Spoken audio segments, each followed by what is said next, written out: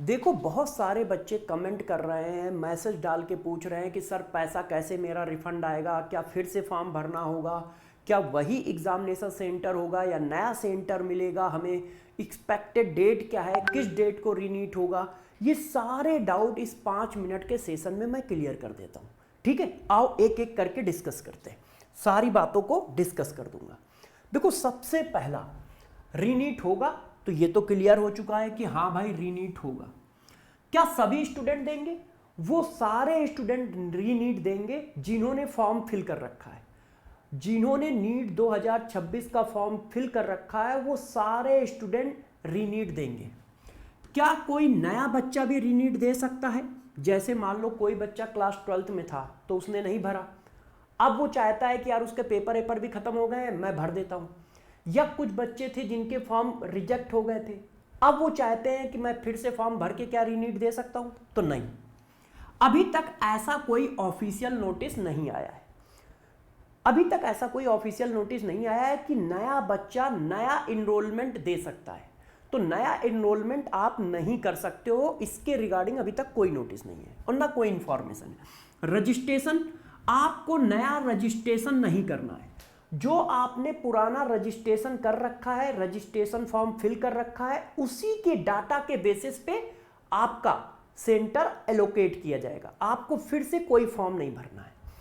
फी, जो आपसे पुरानी फी ली गई थी, जब आपने रजिस्ट्रेशन किया था तो आपसे एक पैसा लिया गया था रजिस्ट्रेशन फॉर्म का। जर्नल का अलग पैसा था, एससी का अलग पैसा था, ओबीसी का शायद जर्नल ओबीसी का सेम होगा, एसटी का अलग था। वो पैसे आपको रिफंड किए जाएंगे। कहां पे रिफंड किए जाएंगे? ऐसा उन्होंने कुछ ऑफिशियल दिया नहीं है कि किस जगह पे पैसे रिफंड किए जाएंगे, है ना उन्होंने कोई ऐसा फॉर्म निकाला है कि आप अकाउंट डिटेल डालो तो मैं उस पर पैसा रिफंड करूंगा।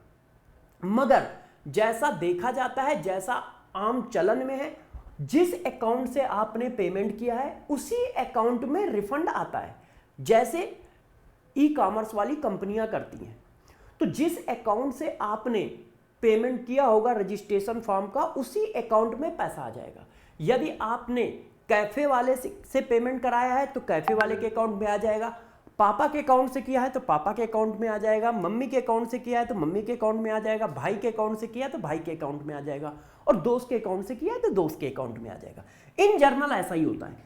ऐसा उन्होंने कोई फॉर्म नहीं निकाला है कि आप अपनी अकाउंट डिटेल भरो, उस अकाउंट डिटेल में पैसा आएगा, ऐसा उन्होंने कुछ नहीं निकाला है। तो रिफंड कहां आएगा? ये हो गया। अब एडमिट कार्ड, आपको नए एडमिट कार्ड इशू होंगे। जो पुराने एडमिट कार्ड है उनके बेसिस पे सेंटर नहीं दिए जाएंगे, आपको नए एडमिट कार्ड इशू होंगे और उस एडमिट कार्ड में जो सेंटर होगा उस सेंटर पे जाके आपको एग्जाम देना होगा। आपको नए सेंटर मिलेंगे। जिस सेंटर पे आप पीछे पेपर दे के आए हो उस सेंटर पे आपको पेपर नहीं देना है, आपको नया सेंटर एलोकेट किया जाएगा। ठीक है, नया सेंटर एलोकेट किया जाएगा। कब एलोकेट किया जाएगा? जैसे अभी तक किया जाता था वैसे ही, पेपर के 10-15 दिन पहले, 8 दिन पहले आपको नया सेंटर एलोकेट किया जाएगा। हो सकता है कुछ बच्चों का सेंटर वही हो जाए मगर वो रेयर होगा। जनरली नए सेंटर आपको दिए जाएंगे। इतनी बात क्लियर है? अच्छा, अब और पेपर पैटर्न, पेपर पैटर्न वही रहेगा जो था। 180 क्वेश्चन करने होंगे, 3 घंटे में करने होंगे। वही बायोलॉजी के 90, केमिस्ट्री के 45, फिजिक्स के 45 क्वेश्चन आएंगे। ठीक है। अच्छा, अब इसके बाद पेपर का लेवल, देखो पेपर का लेवल जो होगा वो एवरेज रहेगा, ज्यादा डिफिकल्ट भी नहीं रहेगा, ज्यादा इजी भी नहीं रहेगा। जैसा पेपर अभी आपने दिया है जो लीक हो गया है उससे 3-4% टफ हो सकता है, उससे 3-4%, 5% टफ हो सकता है। ठीक है, मगर लगभग पेपर ऐसा ही रहेगा, एवरेज और डिफिकल्ट के बीच का। 2025 और जो पेपर अभी 2026 में आया था जो लीक हुआ है उसके बीच का पेपर रहेगा। 2025 के पेपर को 3-4% इजी कर दो और 2026 के पेपर को जो लीक हुआ है 3-4% टफ कर दो। ऐसा पेपर लगभग देखने को मिलेगा मेरे हिसाब से। ऑफलाइन होगा कि ऑनलाइन होगा? तो देखो ऑनलाइन एग्जाम होना चाहिए। आप सभी लोग ये बात कहो, मैं भी यही बात कहता हूं कि ऑनलाइन एग्जाम होना चाहिए। मगर जो इंफ्रास्ट्रक्चर अभी एनटीए के पास है उसके हिसाब से ऑफलाइन ही पेपर होगा। ऑनलाइन पेपर अभी इतनी जल्दी नहीं कराया जा सकता है, नहीं कराया जा सकता है, तो पेपर आपका ऑफलाइन ही होगा। अब किस डेट को पेपर हो सकता है? तो बच्चों अभी तक जितनी इंफॉर्मेशन है या जितनी कैलकुलेशन है, एनटीए ने अभी कोई डेट नहीं निकाली है, ये सब हम लोग अपनी तरफ से कैलकुलेशन करके डेट बता रहे हैं। तो ये डेट मेरे हिसाब से 2 एंड 3 जून, 2nd वीक और 3rd वीक ऑफ जून हो सकता है। 2nd week of June, 3rd week of June, मतलब 10 से 15 जून के बीच में पेपर हो सकता है। डेट ऐसी आ सकती है, ठीक है। तो ये जितनी भी रीनेट से रिलेटेड बातें थी, सारी बातें मैंने आपको बता दी। अब बात आती है प्रिपरेशन की, कि यार किस तरह से हम प्रिपरेशन करें कि यदि हम 100-200 नंबर से शॉर्ट थे तो सेलेक्ट हो जाए, 300 नंबर से शॉर्ट थे तो सेलेक्ट हो जाए, और साथ में यदि मैं सेलेक्ट हो रहा था तो और ऐसा क्या करूं कि मेरी रैंक और अच्छी आए। तो उसके लिए आप लोगों को लास्ट टाइम भी हम लोगों ने बहुत हेल्प की, जान लगाई थी, पूरी केमिस्ट्री आपकी बेस्ट करा दी थी, 5 से 6 बार केमिस्ट्री रिवाइज कराई थी, स्मार्ट 1 शॉट के फॉर्म में पूरी फिजिकल केमिस्ट्री, पूरी ऑर्गेनिक केमिस्ट्री, पूरी इनऑर्गेनिक केमिस्ट्री कराई, महा मैराथन के फॉर्म में पूरी ऑर्गेनिक, पूरी इनऑर्गेनिक, पूरी फिजिकल केमिस्ट्री कराई, है ना। नीट 1000 के फॉर्म में पूरी केमिस्ट्री के क्वेश्चन कराए, ठीक है। और फिर अंतिम मैराथन में भी पूरी केमिस्ट्री कराई, और साथ साथ में रिकॉल भी लिए।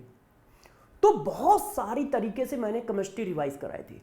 तो बचे हुए जो अब हमारे 40, मतलब हम लोगों को जो 20-25 दिन मिलेंगे या 30 दिन मिलेंगे, उन 30 दिनों में मैं आपकी केमिस्ट्री बिल्कुल कंप्लीट कर दूंगा, मस्त कर दूंगा। अपनी कोशिश रहेगी कि आपका लेवल ऐसा बढ़ा दिया जाए कि आप सेलेक्ट हो जाओ। तो दोनों लोग मिलके मेहनत करेंगे। सब बच्चे इस चैनल को ज्वाइन कर लीजिए, क्योंकि इसी चैनल पे ये सारी टाइप की सीरीज आएंगी, और ये सीरीज मैं लाऊंगा आपके लिए।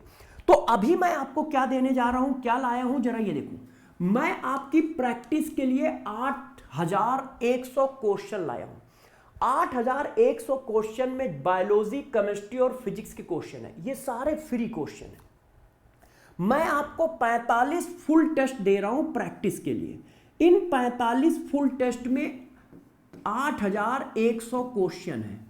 जब आप मल्टीप्लाई करोगे तो 8100 क्वेश्चन आएंगे। आप इनकी प्रैक्टिस स्टार्ट कर सकते हो। ये कहां मिलेंगे? ये सारे के सारे क्वेश्चन आपको कहां मिलेंगे? तो आपको कुछ नहीं करना है, ये मेरे टेलीग्राम चैनल पे एक लिंक पड़ा है, Sarvesh Dixit CSD official Telegram channel को ज्वाइन कर लो। उसमें एक लिंक मैंने डाल रखा है। आप लिंक के थ्रू वेदांतु ऐप पे जाओगे, और ऐप पे जाओगे तो वहां पर आपको 30 टेस्ट आपको मिलेंगे, जो पहले से पड़े हुए हैं फुल टेस्ट, आप उनको अटेम्प्ट कर सकते हो। अटेम्प्ट करने के बाद PDF जनरेट होगी, अटेम्प्ट करने के पहले PDF जनरेट नहीं होगी। अटेम्प्ट करने के बाद PDF जनरेट होगी, फिर आप PDF को डाउनलोड कर सकते हो। और 30 टेस्ट तो आप ऐसे दे सकते हो, और 15 टेस्ट शेड्यूल किए गए हैं, एवरी संडे और एवरी वेडनेसडे। हर संडे को, हर वेडनेसडे को वो शेड्यूल किए जाएंगे 15 टेस्ट। आप संडे को 2 से 5 टेस्ट दोगे, वेडनेसडे को 2 से 5 टेस्ट दोगे, टोटल मिला के 45 टेस्ट हैं, और उनमें 8100 क्वेश्चन है, सारे बच्चों को फ्री किए जा रहे हैं। आप जाइए, खूब प्रैक्टिस करिए, खूब पेपर दीजिए, खूब पेपर दीजिए। लिंक कहां मिलेगा? Sarvesh Dixit CSD official Telegram channel पे आपको लिंक मिल जाएगा। अभी अभी मैंने डाला है, आप जाके वहां से कर सकते हैं। अच्छा, अब बात आ रही है न्यू सीरीज। तो YT पर हम आपके लिए एक सीरीज ला रहे हैं। क्यों? क्योंकि जितना भी टाइम है सिर्फ पढ़ाई पे और अपने एग्जाम पे फोकस करो।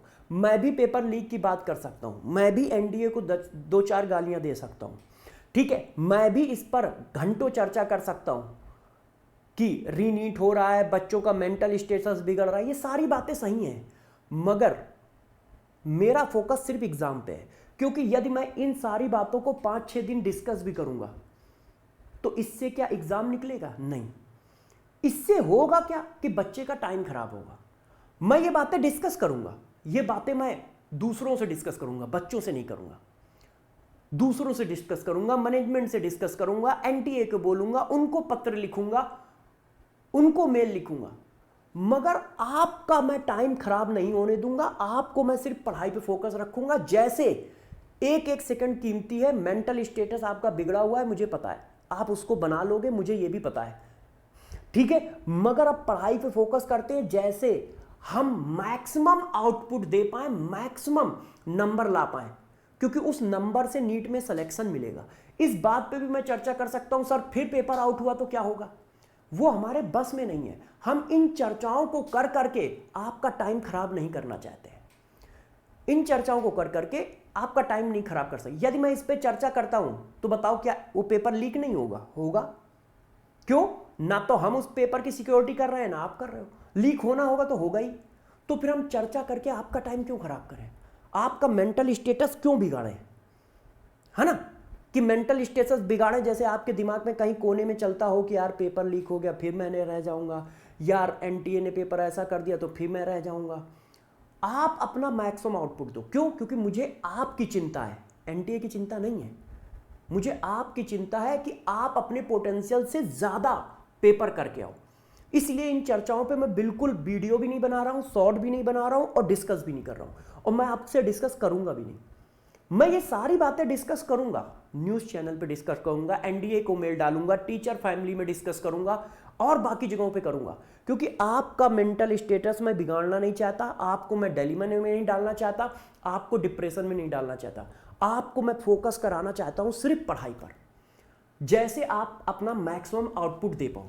तो सभी बच्चे कमेंट करके बताएं किस तरह की सीरीज यूट्यूब पे लाई जाए, किस तरह की सीरीज यूट्यूब पे लाई जाए, थ्योरी प्लस क्वेश्चन प्रैक्टिस या मोस्ट इंपॉर्टेंट सब टॉपिक प्लस क्वेश्चन प्रैक्टिस। पूरी केमिस्ट्री की सीरीज लाऊंगा, पूरी केमिस्ट्री, आपकी पूरी केमिस्ट्री में 1 से 2 बार रिवाइज कराने की कोशिश करूंगा मस्त तरीके से, जैसे पिछली बार कराई थी, और पेपर सब इन्हीं में से आएगा।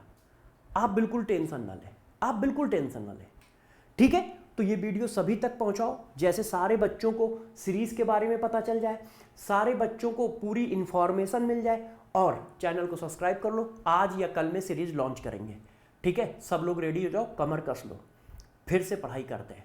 और आप टेंशन न लेना, जान लगाएंगे, मेहनत करेंगे, दोनों लोग मिलके फिर से फोड़ेंगे, फिर से फोड़ेंगे। जो पैरेलल में चल रहा है उसको चलने दो, उसको हम लोग संभाल रहे हैं, आप बिल्कुल टेंशन न लो। उस पर डिस्कशन भी कर रहे हैं, उस पर चिल्ला भी रहे हैं, उस पर आवाज़ भी उठा रहे हैं, ठीक है। चलिए फिर मिलते हैं क्लास में।